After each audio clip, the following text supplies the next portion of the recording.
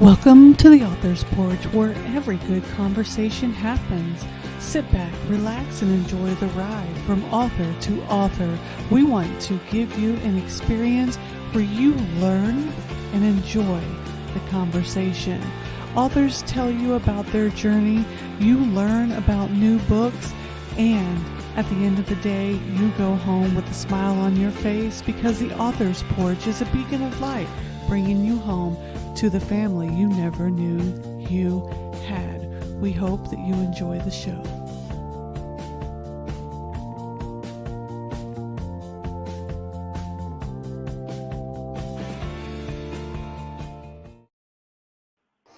Hey everybody, welcome to the Author's Porch, where every great conversation happens. We are extremely excited to have Dan Flanigan here on the show with us tonight. How are you doing, Dan?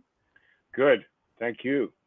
Thanks for being here, you guys. So it is a little bit of a shame, though, that Dan had to close his blinds because before we came on and went live, I had this great picture view, and I'm sure he gets to enjoy it every single day.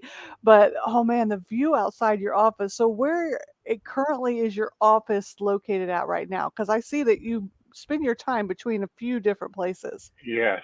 Now I'm almost exclusively in Kansas City, where I sort of grew up and spent most of my life. And our office here is in what you might call Midtown by something called the Country Club Plaza, with a beautiful residential area outside and tons of trees and all that. So Man. it's a nice situation, very much so. Man, I saw that view and I was like, oh, trees. And it was just absolutely beautiful. Now, is that Kansas City, Missouri? Yes, it's one of those things where the state line runs right down the middle of the deal, and this is just on the Missouri side. I live on the Kansas side, but Yeah. So I am originally from the Midwest, born and raised in Indianapolis, Indiana, and Festus, Missouri. So that area, my son is in the Kansas City area. So the oh yeah, scenery is one of my favorite scenery. So when I saw that, I was like, home. But they yeah, don't get to enjoy it tonight, but they are going to get to enjoy a fabulous conversation when they learn more about you. And I'm going to give a small introduction and then we're going to get right to it because I hope 30 minutes is enough to let people understand the vast knowledge that you have. It probably isn't, but we're going to do our best. Guys, Dan Flanigan is a finance, banking, and bankruptcy lawyer by day, but a writer and activist by night. Hmm. And I say it like that because there's so much going on. Now, I read that you published your first book, which was your Ph.D. dissertation. yes, that's correct. Like I know a lot of people, anyone that has a PhD has to do a dissertation, but it's they like a book. Wow. And it was the criminal law of slavery and freedom, 1800 to 1868. Right, right. And that kind of culminated a lot of your career because you've done a lot of activism type of work in trying to bring about things. Can you tell us a little bit of that background? Yes, I that was a long time ago, uh, in the early '70s, Mm, when I wrote that and when I got the PhD, and after that, I taught at the University of Virginia for a couple of years. Really wasn't cut out for academia. That's all I ever wanted to do, but I just really wasn't. And so I became a and I got a law degree at the same time I got the PhD. The PhD was from Rice University, law degree from University of Houston, mhm, and um, and so I became a civil rights lawyer. Came back to Kansas City, worked in that area for a couple of years. Worked was the lead lawyer on the Kansas City school desegregation case, mhm. original one that was brought by HEW. And uh, once that case was over, I realized that I'd be writing memos to bureaucrats the rest of my life if I wasn't careful. So True. uh, I drifted, I would say, into the private practice of law, and I've been doing that basically ever since. Yeah. It's navigating so many things through life is how you find your passion, and you found your passion in many different ways from what I can see. You took a break for a couple of years from law, and you and your wife opened a drug and alcohol treatment center. And when I saw that, that's very near and dear to my heart because my sister was um, she was in active addiction for over 25 years, and we wrote her addiction story. So when I saw that, I was taken back. Somebody who you look at lawyers and someone who has such a prestigious career like yourself with all the books and plays and movies and different things that you've done to take time out of your life and do that. I commend you for that. And what was the driving force for that for you? The driving force was my own addiction, Oh wow. really. And I had wanted to be a writer Hmm. uh, from the time I was in high school. And in a lot of ways, I felt I kind of sold out being a lawyer because I didn't have the courage to be a writer. It's fairly frustrated. But the but had a serious alcohol problem. Went to treatment myself, and decided in the course of that treatment, and sort of looking around, seeing how this residential addiction treatment center was run and what they were paying people and what I was paying. I said, I think I could do this, and it'd be a great thing to do. Uh, Wow.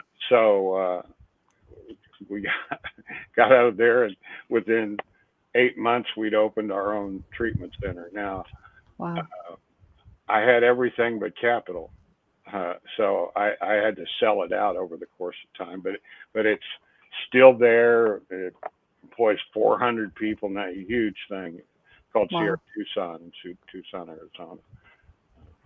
That's Uh, amazing.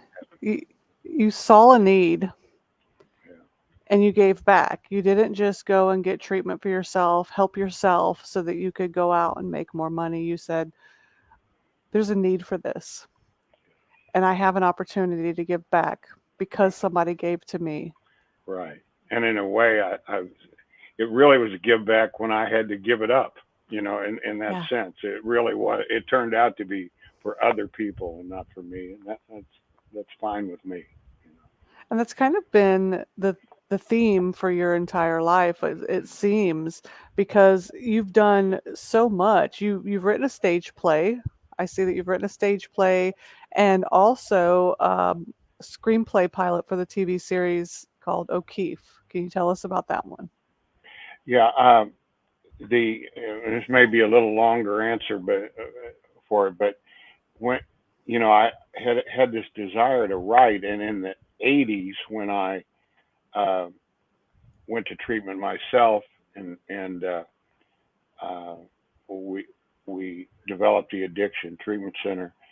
Uh, I also had the opportunity to do some writing at that point, Mm. and my first uh, initiative in that way was in plays, and it's very hard to work in drama because it's so hard to get produced and all that. But I Yeah. feel like I'm better at that in a way than anything. And so I wrote two or three plays at that point, one of which got a stage reading in New York. I thought I was on my way, but Yeah. it's too frustrating to go from step one to two to three. Uh, I also wrote the first draft uh, at that time of the novel that 20, 30 years later became Mink Eyes, the first in this O'Keefe series Okay. that I've written. So uh, that's where, and then after a sort of promising start, but then fading somewhat, I just said I'm not going to do this anymore. I'm just going to be a lawyer and be happy about that. But 25 years later, I came back to it. It's writing. I think is one of those things. If it's got a hold of you, it's going to stay a hold of you. You're absolutely right. I think it for me it was a mental health journey. It's something that has always called to me. I was a middle schooler when I wrote the very first piece, for school, right? I Mm. think we all had that assignment in school, and then you just continue on this journey. Now, one of the neat things that I got before we came on the air I was told that how you won the Eric Hoffer Award, one of the three honorable mentions for the Legacy Award. And what that means is that you had to go up against every category to receive this award, not just all in one category. You went through every genre and you got that honorable mention. And that's just a testament to that determination and that legacy that you have built over your career. Can you tell us what it felt like to receive such an amazing honor? Uh, those honors really feel good when you're a self-published author, because you don't have the validation of the publisher, and so when you put it out there, Hmm. you have no idea. But I've been fortunate enough to have good, strong reviews. That's Right. not the first prize at all that I've won, Hmm. but and so and that says, okay, you can keep going here. You're all right. And and in fact, once you get over that validation hump, it's so much better to self-publish because you have complete control of everything from your intellectual property on.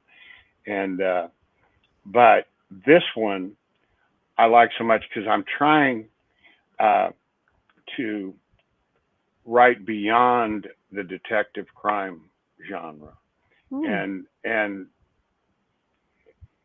and I believe generally that genre can speak in a way that literary fiction can, and in some ways more interestingly, because you got some excitement going on instead of Yeah. people gazing at their navel or whatever, and so I was really happy about the cross genre part of that, you know, that Yeah. award. It definitely says multifaceted for sure. Mm. So can you tell us more about On Lonesome Roads? That's your latest release. Yeah, it's the third in this O'Keefe series, Okay. each of which I've tried to make sure they stood up as standalone books, but they're also kind of a trilogy too, in the sense of whatever's not fully resolved at the end of one turns out something that you got to deal with in the next one. And The original one I wrote, like the first draft, and it changed a lot over time, was written back in 1986, and it takes place in 1986. And when I went back to it, I thought, what would be fun is to take this character and group of characters in this character's orbit and try to bring it up as far as I can, as long as I live and can do it, to the present day.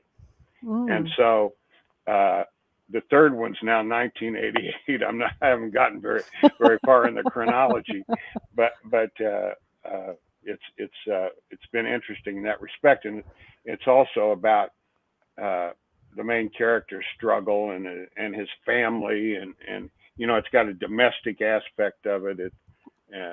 It's not just guns and sex, kind of thing. Yeah. Yeah, I think it's really important to have people connect with those characters. And your character, Detective Peter O'Keefe, what would you say is one of his winning characteristics? Why do you think that America or anyone, regardless of where they're at, is ready for this character in particular? Um, Number one, even though he's had his troubles and still has his troubles, he's a good guy. He's not Yeah. one of these. We've got now all these villainous people that are everybody loves for some reason that I don't understand. But this is a guy who's struggling. You can believe in him. You can believe him, and you can think of yourself being in the same situation. He's learning his trade, as you're reading about it, because he's been sort of picked up out of the gutter by his childhood best friend, a lawyer, and said, "I'm going to make a private detective out of you," and uh, and he's trying to deal with his family situation. He's got an 11-year-old daughter. what's going to happen with him and his former wife, and uh, so there's that aspect of it. Plus, uh, I'm really the hardest thing for me is to develop a good plot that's got some twists in it and that still believable, but and so far the reviewers have, and that's what I've been most afraid of. Really, I know I can write character, I know I can write setting, I know I can write dialogue, but Yeah. to develop a believable, good plot, and I do have one thing. These first three books deal a lot with the mafia and Oh, his struggles with the mafia, and in the 80s that was. Uh, that they were really under attack by the federal government and so on, and a lot of uh-huh. struggle within organized crime itself, and so that gives it a special kind of interest to people, I think. Yeah.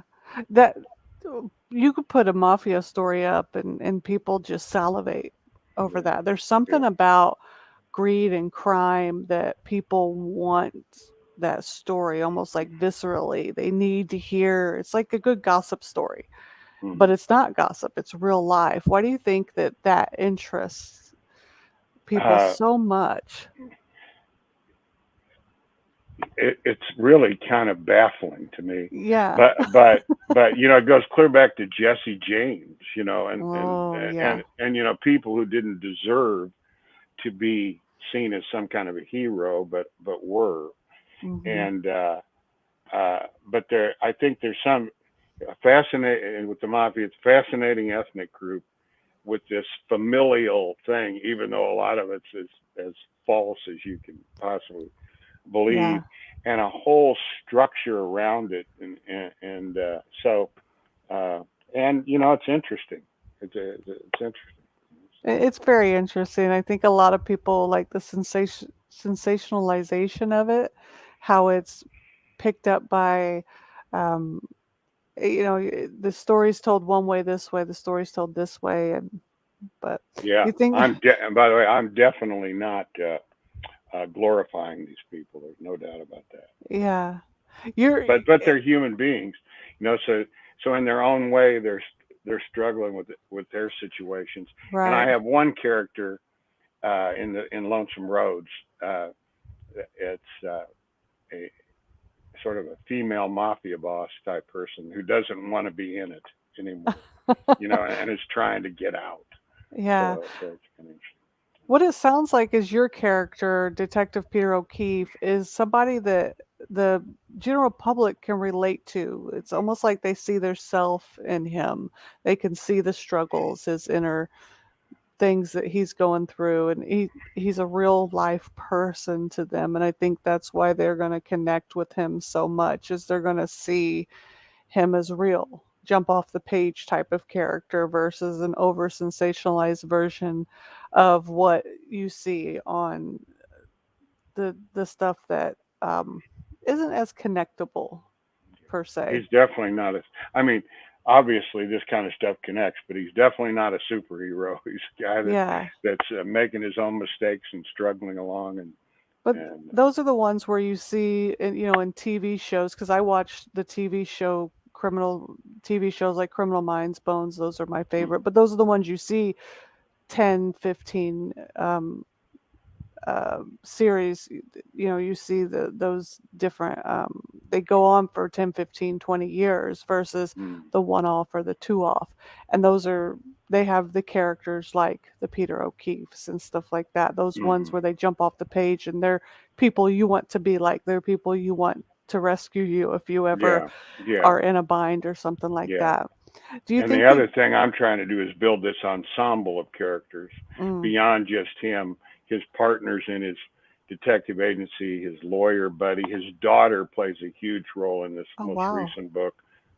Kind of undertakes her own uh, investigation, trying to get rid of a potential stepfather that she doesn't want. So, Well, that sounds really interesting because I yeah, know there's there's a lot of families that have that that right, dynamic right there. right, right. So let me ask you this: do you think that your law career has played a big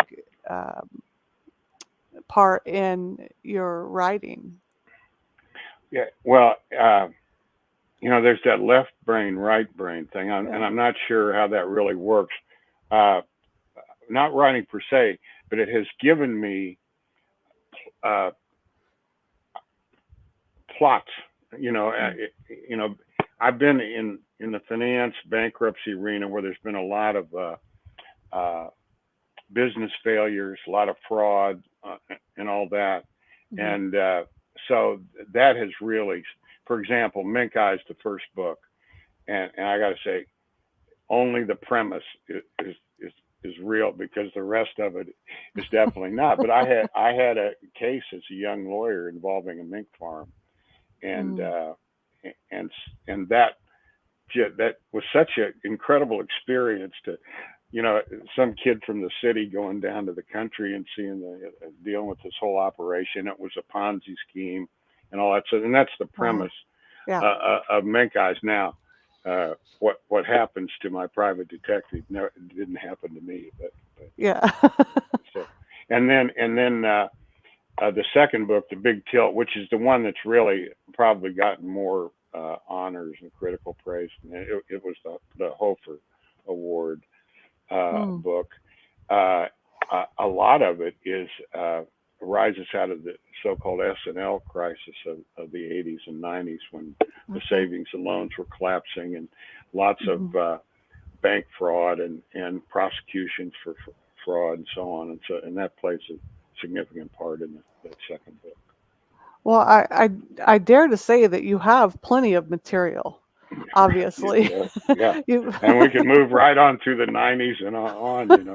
So, so Yeah. it's, Now, you say that one of the things that you love the most about the Legacy Award was that it was cross genre, that it showed that you had and you wanted to eventually move away, not away from, but you want to expand from the true crime and detective eventually, and you want to expand into other genres. What would you think would be another project that you're going to work on? well, the problem with this O'Keefe business is that uh, when you only have so much of your life left, and it may not be as much as his life in the books, I mean, so that it's starting to dominate me. So my main goal Yeah. is to make those books real literature. Hmm. Stick with the genre, make it interesting. But also, the first two books that I published, one was a book of poetry, and another was a book of short stories, completely literary type Okay. fiction. Uh, so I don't have something like that planned, at Hmm. this point, because I got this other thing going. But for example, I wrote a short story recently that's been kind of buzzing around in my head for years, Hmm. and I'm sending that out to contests and stuff like that. So I don't know where it's all going to eventually go, but right now I don't have a specific plan to do a non O'Keefe book. Yeah, it's more the focus of the culmination of your career. Yeah, right. In this deal of starting out in the '80s and moving on through, it's a great opportunity to comment on the history of American society during that period. Mm, With these characters. So yeah. why wouldn't I want to do that? The only challenge will be is uh, if he arrives at sainthood too early, I got a problem. So, Lonesome Road, when was it published? Uh, just last April, 1 year ago. Okay. 1 1 year. year ago. Wow. And are you currently working on another book I as we am. speak? I am. Okay. Yeah. This one uh, is very different in a way. No mafia in this one. You're too young for it. Maybe you were a kid during it, but we had the satanic panic, moral panic in the late '80s and in the '80s and '90s, Uh-huh. where a wave of really hysteria and Mm. prosecution, including especially focusing on daycare centers and preschools and Wow. so on. Lots of teachers falsely accused. I'm not saying all of them were, but lots Mm. of them falsely accused and went to jail for a long time. And this book uh, is a fictional version of some of that. Right. It's And how hard. Yeah. I can only imagine. I mean, I'm a child of 77, so I was young, but so I don't remember a lot of that. I know the late 80s, early 90s was a really awkward moment in Mm. history altogether. But I couldn't imagine the stories that you have for that new book coming out.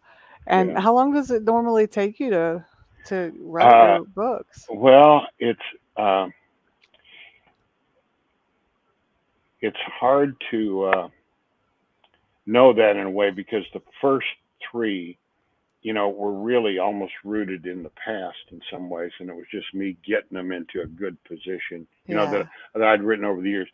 The Big Tilt, which was the second book, took about a year and a half, Mhm. uh, and and this one, I thought this one was going to be easy, and it's been very hard. So I've been at this one a year now, and would hope to have it done by October, but Wow. I thought I was going to have it done last October too. And some of it's having a day job, but Yeah. I work a lot less as a lawyer than I did. At one time you do age out at some point, and but I also work sort of manic depressively on writing. I just don't sit down and grind it all the time. I have periods where I really don't want to write for a while. Yeah. Uh, so, but this one has just gotten more complicated. Hopefully, that's a good thing, and that I can pull it off. So anyway, but worst case, I got it. I'm sure I'll have it done within 2 years. Yeah. I think it's really, really important what you said. You said you write really manic depressively, and I like the way that you said that because I think it's important that authors write the way they feel, Mm, not by a deadline, not by what the market says, not by, what the trends say. Because what happens is you lose some of the authenticity of the story. And I when I started out, I listened to a lot of what people said. I have to do it this way. I have to do it that way. oh yeah. But when I look back at my writing then and I look at my writing now, because now I'm writing authentically to my characters and my art, I can tell the difference in my writing. I can tell the difference in the flow. I can see the force, how it was forced versus the flow of it. So I think that however long it takes to get the next Peter O'Keefe out, the authenticity is going to be the most important part, and that's the beauty of it. And I think that your fans, obviously, you've got some great fans, and the awards that you've accumulated throughout your career is awe inspiring. It really is because if everybody, we haven't spoke about all of it here, but anyone watching this, please go back throughout the show notes and look at all the stuff that is listed out because Dan has surely accumulated a massive fan base as well as put the work in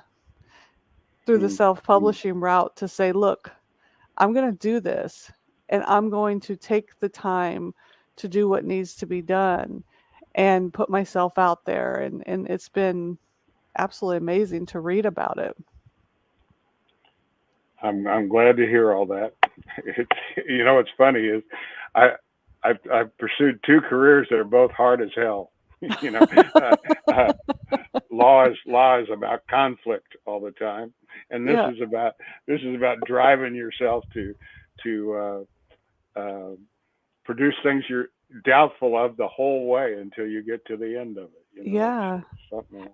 And none of it stopped you. Absolutely none of it stopped No, you. I no. think that it catapulted you to where you are now, to that place where you can sit back and look and say, I did that.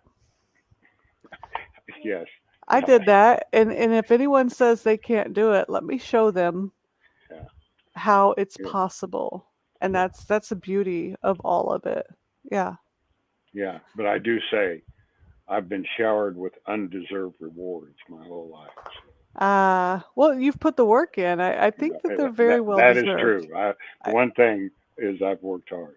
So, I think they're deserved at this point, Dan. So don't sell yourself too short. I'm going to add the links here so everyone can go and follow Dan. And we've got a Facebook link, we've got the Twitter link, and we have your website as well. We're going to make it clickable here, so people will have the opportunity just to click on it. They don't have to go and find it or anything like that's that. great. I Yeah, appreciate we've it. And got the website's going to be a lot more interesting than I'm not such a social media wizard. On the other end of things. yeah, social media is not for everybody, and I go dark on social media sometimes when I'm like, it's too much. I need a break. Yeah. Well, you can Yeah, so only learn so many things in your life, you know. yeah. So it's Dan Flanigan. That's DanFlanigan books, books.com for all of those who are going to listen to this later on the podcast, which will be on the end of the week because they're going to listen on Audible, they're going to listen on Apple, Spotify, all of the great podcasts, and Google, all of that wonderful stuff later on the week. But today, for those who are on Facebook and YouTube watching us live, they're going to be able to click on the link themselves. But Dan, I've had an absolute fabulous time being here in your presence, learning about your hustle, your drive, the Peter O'Keefe series. It sounds absolute fabulous. And we're going to have to make sure that everyone goes and grabs a copy of it so they can learn about Peter O'Keefe, the jump off your page character detective, that they can dive into the world of learning about the crime of the 80s, and then they can go throughout the times and of the timeline to Hmm. modern day that you will bring them into. But I get a little chatty. We all know that. Anyone that watches the author's porch knows that sometimes I go off on whims. So I want to make sure that I give you this opportunity before we head out for the night to get out anything that I may have missed in my chattiness. Is there anything that we didn't talk about that you want to make sure we get here on the show? No, I got to kind of plug my two non crime detective books. Yeah, and the book of poetry is people ask me what my favorite book is. It's that one. My wife died in 2011, Mm, and in a way, this book, which was kind of it's about her last illness and death, mm. and it kind of brought me back into writing and really did a takeoff. It's sad she wasn't around to see it, but so uh, Yeah. that I always like to make sure people know I don't write just the O'Keefe series, but Yeah, you're definitely multifaceted, and she may not have read the O'Keefe series by holding it in her hands, but she stood over your shoulder and watched you write every single word on that page, and that's the beauty of the energy that we share with people we love, regardless of what plane they're here, what plane they are serving in our lives. So thank you for sharing that right, intimate piece of your life with us tonight, Dan. That was beautiful, and I love when people share those pieces because it makes us connect with them even that much more. great. Well, thanks for having me, and I'll be around trying to go along with this Peter O'Keefe for a long time if I can. Yeah, we sure do hope so because he sounds absolutely fascinating. But thanks again for being here with us. Thanks for sharing your light.